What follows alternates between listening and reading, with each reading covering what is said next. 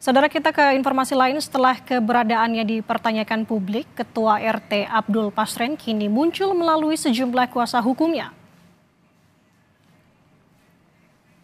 Kuasa hukum Abdul Pasren Pitra Romadoni menyebut Pasren dalam kondisi takut dan trauma sehingga keberadaannya harus dirahasiakan.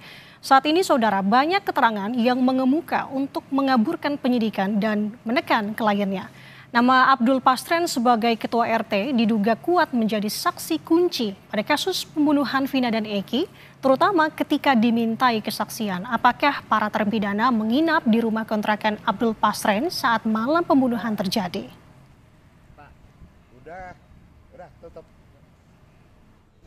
Beberapa kali media, mohon maaf, bukannya beliau tidak mau menemui media, karena beliau saat ini masih sifatnya trauma. Karena banyaknya tadi orang tidak dikenal. Jangan-jangan bukan media seperti itu loh.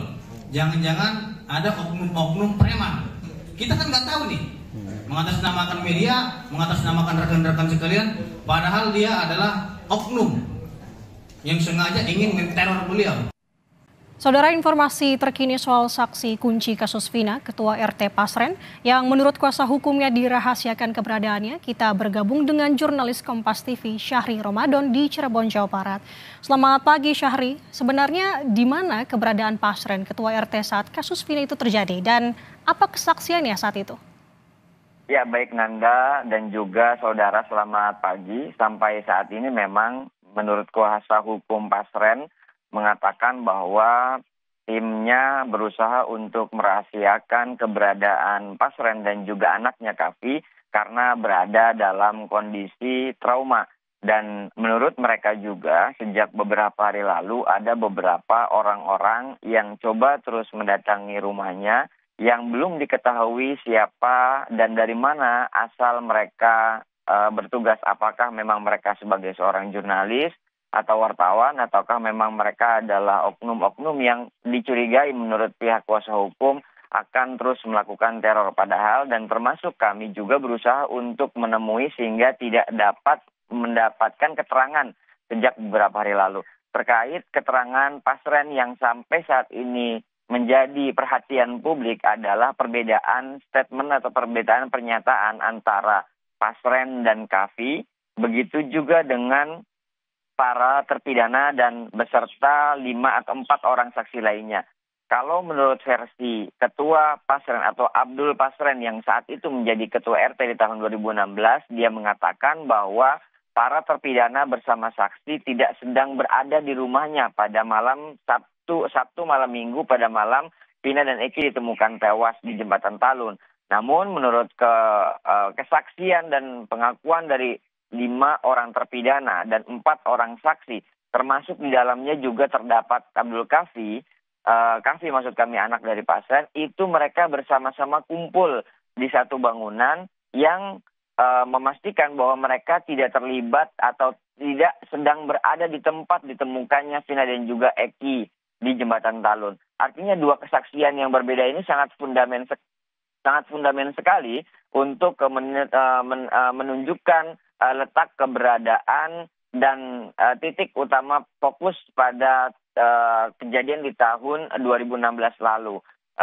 Pihak kuasa hukum dari Pasren mempersilahkan beberapa keluarga terpidana yang saat ini sedang melaporkan mereka Pasren ke Mabes Polri dengan tuduhan atau dengan dugaan pemberian kesaksian palsu. Namun di sisi lain mereka juga akan terus mengikuti perkembangan ini. Apabila memang dimintai keterangan oleh penyidik, maka pihaknya juga akan mempersilahkan dan mematuhi proses yang sedang dijalani oleh beberapa pihak yang termasuk di dalamnya adalah pihak Ketua RT Pasren ataupun Kavi. Begitupun dari pihak kuasa hukum keluarga terpidana maksud kami juga berusaha untuk memberikan kepastian hukum apakah memang pernyataan-pernyataan Pasren ini benar atau memang merupakan pemberian kesaksian palsu, karena sangat berbeda sekali baik dari pihak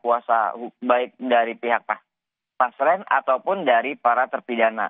Adapun kami sebagai jurnalis terus berusaha untuk meminta kejelasan dan kepastian terkait keberadaan Pasren di Sabtu malam Minggu beberapa tahun yang lalu atau 8 tahun silam. Termasuk pada saat kami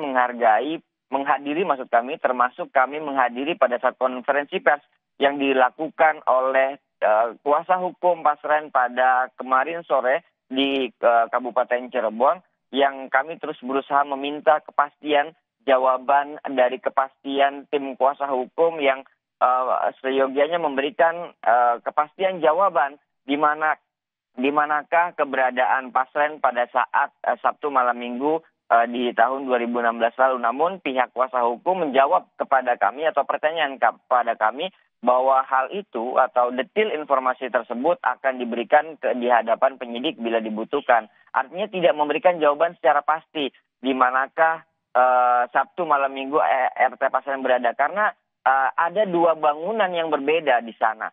Ada satu bangunan yang memang itu milik Pasren dan tempat tinggalnya. Ada satu lagi bangunan yang dijadikan tempat kontrakan. Memang itu milik Pasren tapi dijadikan tempat kontrakan. Dan di rumah itulah para terpidana 5 orang ini. Ada Eko, Hadi, Jaya, Supriyadi dan juga Hadi. Dan bersama 4 saksi lainnya, antara lain ada Teguh, ada Saifuddin, ada Okta, dan ada Pramudia, dan yang kelima adalah Kafi.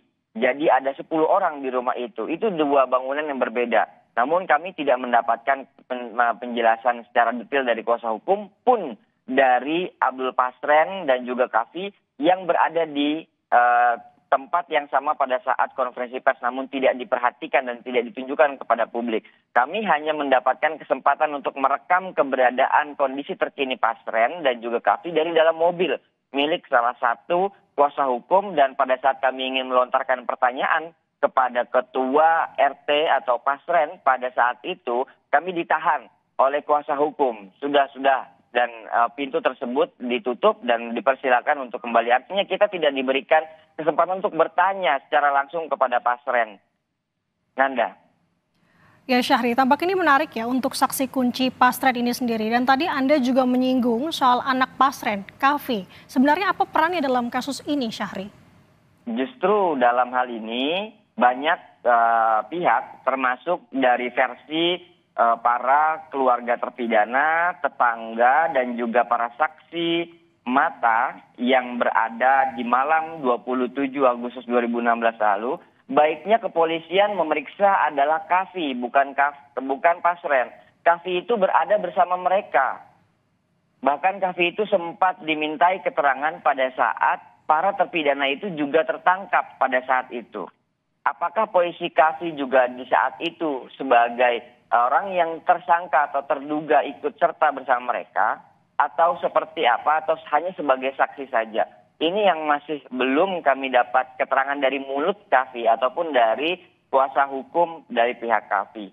Artinya Kafi yang bersama mereka, sementara ketua RT Pasren menurut pihak keluarga, menurut pihak saksi dan juga pihak terpidana itu tidak berada di lokasi tersebut. Sehingga mengapa ketua Pasren yang dimintai keterangan dan dijadikan saksi, sementara dia tidak berada di lokasi. Sedangkan Kafi yang bersama-sama mereka itu tidak dijadikan saksi dan tidak dimintai keterangannya. Ini yang sampai saat ini kami masih terus cari kebenarannya. Apakah memang pernyataan dan kesaksian seperti itu dari pihak keluarga terpidana ataupun tetangga ataupun saksi mata itu yang benar, atau seperti apa? Kami masih terus menelusuri kebenarannya. Mengingat kasus ini terus dicari kebenarannya. Sedang diungkap kembali oleh pihak kepolisian untuk dicari kebenarannya, mengingat ada 3 orang DPO yang mereka sebenarnya menurut dari keputusan dari persidangan itu dijadikan sebagai pelaku-pelaku utama yang belum juga tertangkap. Tentu harapan publik agar kepolisian dapat mengurai benang kasus ini dan memberikan kepastian hukum dan keadilan bagi pihak-pihak seluruh pihak yang terlibat dalam kasus ini. Nanda. Baik Syahri, ini menarik untuk kita cermati sebenarnya saksi kunci Pasren ini, apalagi saat ini kondisinya Pasren ini keberadaannya betul-betul dijaga sekali. Nah, kita tunggu update-nya seperti apa untuk lanjutannya nanti yang akan Anda laporkan lagi kemudian hari. Terima kasih jurnalis Kompas TV Syahri Ramadan atas laporan Anda dari Cirebon, Jawa Barat. Selamat bertugas kembali.